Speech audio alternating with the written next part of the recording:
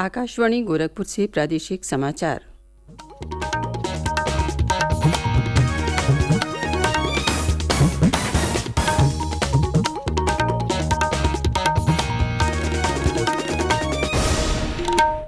नमस्कार। समाचार बुलेटिन के साथ मैं सुषमा श्रीवास्तव। पहले मुख्य समाचार।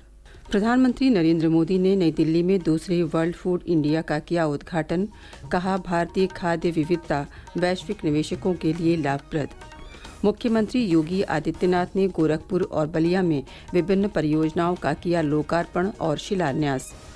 मुख्यमंत्री ने कहा, प्रदेश में बिना भेदभाव के सभी वर्गों को विकास योजनाओं का मिल रहा है लाभ। और पूर्वी उत्तर प्रदेश समेत प्रदेश भर में कल रात महसूस किए गए भूकंप के तेज झटके। भूकंप का मुख्य केंद्र था नेपाल।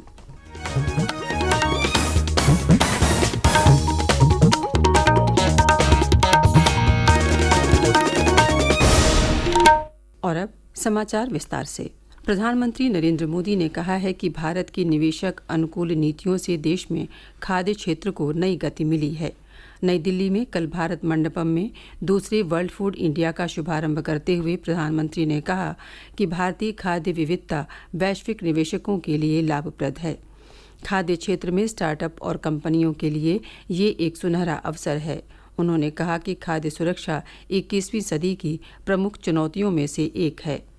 प्रधानमंत्री ने कहा कि वर्ल्ड फूड इंडिया भारत के खाद्य प्रसंस्करण क्षेत्र को असीमित संभावनाओं वाले क्षेत्र के रूप में पहचाने जाने का एक बड़ा उदाहरण है।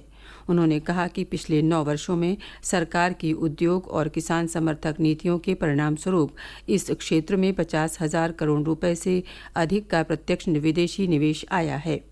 इस अवसर पर प्रधानमंत्री ने 1 लाख से अधिक स्व सहायता समूहों के सदस्यों के लिए प्रारंभिक पूंजी सहायता वितरित की। प्रधानमंत्री ने वर्ल्ड फूड इंडिया 2023 के हिस्से के रूप में फूड स्ट्रीट का भी उद्घाटन किया। मुख्यमंत्री योगी आदित्यनाथ ने कल गोरखपुर और बलिया में विभिन्न परियोजनाओं का लोकार्पण और शिलान्यास किया। बलिया के बघौली में 129 करोड़ रुपए की 35 विकास परियोजनाओं का लोकार्पण और शिलान्यास करते हुए मुख्यमंत्री ने कहा कि बलिया जनपद जल मार्ग का सबसे अच्छा माध्यम बनने जा रहा है। नारी शक्ति वंदन सम्मेलन को संबोधित करते हुए मुख्यमंत्री ने कहा कि पूर्वांचल एक्सप्रेसवे का लिंक वे भी बलिया को जोड़ने जा रहा है। हम विकास की इस प्रक्रिया को निरंतर आगे बढ़ाने जा रहे हैं। उन्होंने घोषणा की कि प्रधानमंत्री की प्रेरणा से प्रदेश सरकार शीघ्र ही इनलैंड वाटरवेज अथॉरिटी का गठन करने जा रही है। इससे गंगा और सरयू जैसी नदियों में भी बड़ी बड़ी स्टीमर चलेंगी, जिससे यहाँ के उत्पादों को अंतर्राष्ट्रीय बाजार में पहुँचाया जा सकेगा। मुख्यमंत्री ने इस मौके पर विभिन्न योजनाओं के लाभार्थियों को प्रमाण पत्र भी वितरित किया। वहीं मुख्यमंत्री योगी आदित्यनाथ ने गोरखपुर में 271 करोड़ रुपए की 140 विकास परियोजनाओं का लोकार्पण और शिलान्यास किया। इस अवसर पर उन्होंने अनुसूचित वर्ग सम्मेलन को भी संबोधित किया। मुख्यमंत्री ने कहा कि पहले की सरकारें जाति और मजहब को देखकर सरकारी योजनाओं का लाभ देती थीं, लेकिन प्रधानमंत्री के नेतृत्व वाली सरकार में गरीब, वंचित, दलित, महिला, नौजवान और अन्नदाता किसान को बिना किसी भेदभाव के विकास की योजनाओं का लाभ मिल रहा है। इन योजनाओं के लाभार्थियों में अनुसूचित जाति और जनजाति के लोगों की बड़ी भागीदारी है। इस मौके पर मुख्यमंत्री जन कल्याणकारी योजना के लाभार्थियों को प्रमाण पत्र भी वितरित किया। इससे पहले मुख्यमंत्री ने कल गोरखपुर के दिग्विजयनाथ स्नातकोत्तर महाविद्यालय में पर्यावरण, प्रौद्योगिकी और सतत ग्रामीण विकास विषय पर आयोजित 2 दिवसीय राष्ट्रीय संगोष्ठी का उद्घाटन भी किया। इस संगोष्ठी का आयोजन भारतीय सामाजिक विज्ञान अनुसंधान परिषद नई दिल्ली के सहयोग से किया गया है।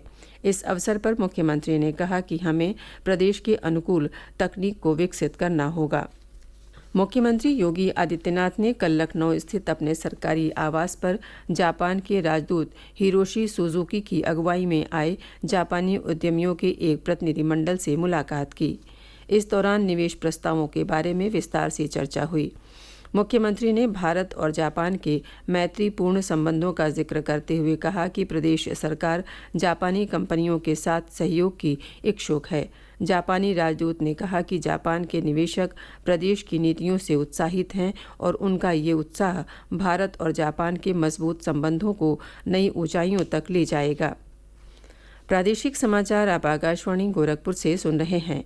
ये समाचार बुलेटिन हमारे YouTube channel AIR news Gorakhpur और ट्विटर हैंडल AIR न्यूज़_GKP पर भी उपलब्ध है। पड़ोसी देश नेपाल में बीती रात आए भूकंप के कारण राष्ट्रीय राजधानी क्षेत्र दिल्ली, बिहार, उत्तराखंड और उत्तर प्रदेश में तेज झटके महसूस किए गए। इस भूकंप की तीव्रता रिक्टर पैमाने पर 6.4 मापी गई। इस भूकंप से देश में किसी प्रकार के जनधन की हानि के कोई समाचार नहीं हैं। 11:32 पर आए इस भूकंप के तेज झटके नेपाल से सटे लखीमपुर खीरी, पीलीभीत, बहराइच, श्रावस्ती, बलरामपुर, सिद्धार्थनगर और महराजगंज समेत पूरे प्रदेश में महसूस किए गए। प्रदेश की राजधानी लखनऊ समेत कई जिलों में भूकंप के झटकों के बाद लोग अपने घरों के बाहर आ गए और संचार माध्यमों के जरिए अपने करीबियों से संपर्क कर उनका हालचाल जाना। राष्ट्रीय आपदा राहत आयुक्त के अनुसार भूकंप का एक दूसरा झटका भी मध्य रात्रि के बाद 12:14 पर महसूस किया गया। इसकी तीव्रता रिक्टर पैमाने पर 3.5 दर्ज की गई। भारतीय मौसम विज्ञान के अनुसार भूकंप आने के 24 घंटे के भीतर कुछ और हल्के झटके भी आ सकते हैं। प्रधानमंत्री नरेंद्र मोदी ने पिछले दिनों मन की बात कार्यक्रम में युवाओं से देश की जनजातीय विभूतियों के संघर्ष और योगदान के बारे में जानने और उनसे प्रेरणा लेने का आह्वान किया था। इस श्रृंखला में आइए आज जानते हैं छत्तीसगढ़ के जनजाति अंचल की एक समाज सेविका राजमोहिनी देवी के बारे में। राजमोहिनी देवी छत्तीसगढ़ के जनजाति अंचल की एक ऐसी समाज सेविका हैं जिन्होंने समाज उद्धार के सिवा कुछ नहीं चाहा।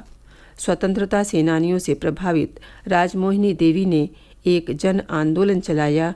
ये आंदोलन इतना व्यापक था कि इसमें लगभग 80,000 से भी ज़्यादा लोग जुड़ गए। राजमोहिनी देवी का जन्म 7 जुलाई 1914 को ग्राम सरसेड़ा, शारदापुर, वर्तमान में वाड्रफनगर, छत्तीसगढ़ में हुआ था। उनका बाल्यकाल अत्यंत विपन्नता में बीता। अभाव की स्थिति में उन्हें शिक्षा भी प्राप्त नहीं हो सकी और लगभग 14-15 वर्ष की आयु में उनका विवाह हो गया। जब 1951 में उस क्षेत्र में भीषण अकाल पड़ा, तब उन्हें अपने गांव के पास वीरान नदी तट पर आत्मज्ञान की प्राप्ति हुई। बस तभी से उनके जीवन की दिशा बदल गई। यहाँ तक कि उन्होंने गृहस्थ जीवन त्याग दिया। आत्मज्ञान की प्राप्ति के बाद उन्होंने अध्यात्म, सत्य, अहिंसा के मार्ग से समाज को दिशा देना शुरू किया। उन्होंने एक जन आंदोलन चलाया जिसे राजमोहिनी आंदोलन के नाम से जाना जाता है।